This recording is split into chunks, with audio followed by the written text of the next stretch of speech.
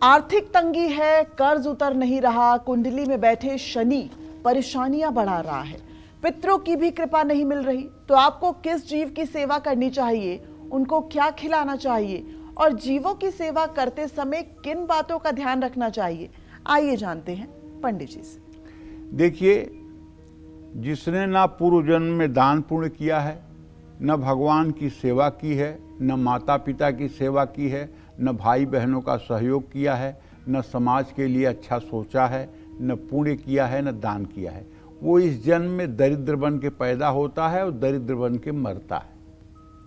तो पहली बात तो ये कि अगर आप किसी तरह से दुखी हैं या सुखी हैं, दोनों तरह से कह रहा हूं, हर समय अपने मन में दूसरों के हित की कामना करें।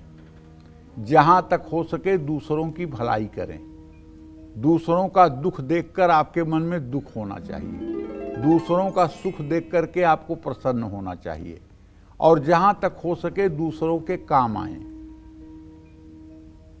और इतना सब करने के बाद भी अगर आप आर्थिक तंगी से जूझ रहे हैं और कर्ज चढ़ा हुआ है, तो गाय, कौवे और कुत्ते को और चींटियों को आपको नित्यतः भोजन कराना चाहिए।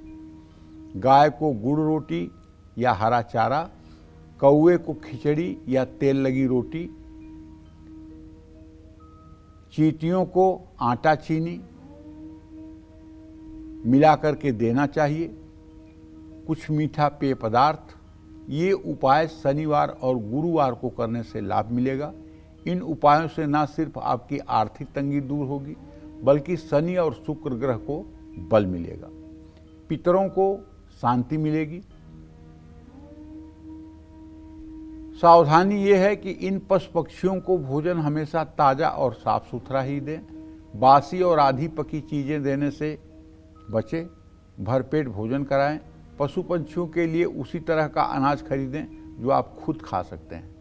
और दूसरी बात, देखो, कलयुग है ना, कलयुग में दो ही बड़े, एक रुपया एक राम। राम से मुक्ति मिलत है, रुपया से सब काम। कलयुग में दो बहुत बड़े हैं, एक तो राम जी तो सबसे बड़े हैं, उसके बाद अगर बड़ा है तो रुपया है, क्योंकि रुपया सारा काम करा सकता है, मृत्यु को छोड़ करके सब कुछ करा सकता है, और राम जी तो सब कुछ कर सकते हैं। तो काम दो ही करो, या तो राम मिले वो वाला रास्ता अपनाओ, या तो रुपया मिले वो वाला रास्ता अपनाओ। तीसरे रास्ते की तरफ मत जाओ। बैठकर रील देख रहे हो, बैठ कर के यूट्यूब में देख रहे हो, क्या मिलेगा इससे? न राम मिलेंगे न रुपया मिलेगा। समय बर्बाद हो रहा है, जिंदगी का एक एक मिनट जा रहा है। कब बस आ जाएगी, कब चढ़ना पड़ेगा पता नहीं है। समय बर्बाद मत करिए, एक एक मिनट का सदुपयोग करिए। या तो राम का स्मरण करिए या तो अपने कर्म को करिए। दोनों में से एक काम चुन लीजिए और दोनों को करिए तो अति उत्तम। अगर ये बात समझ में आ जाए तो शायद जीवन धन्य हो जाएगा। और एक बात और बताना चाहूँगा, ये शरीर एक दिन जलाया जाएगा, निश्चित जलाया जाएगा, इसमें कोई संदेह नहीं है। इससे जितना काम करवा सकते हो करवा लो।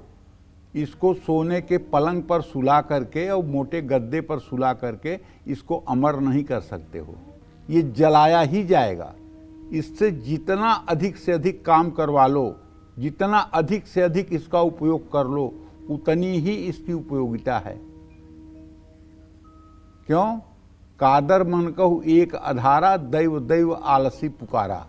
आलसी और जो कायर हैं वो केवल भाग्य को दोष दे करके कर्म नहीं करना चाहते हैं, परिश्रम नहीं करना चाहते हैं, मेहनत नहीं करना चाहते हैं, संघर्ष नहीं करना चाहते हैं और अपनी असफलता का दोष भगवान के ऊपर लगाते हैं, अपनी असफलता का दोष भाग्य के ऊपर लगाते हैं, अपनी असफलता का दोष मनुष्यों पर लगाते हैं।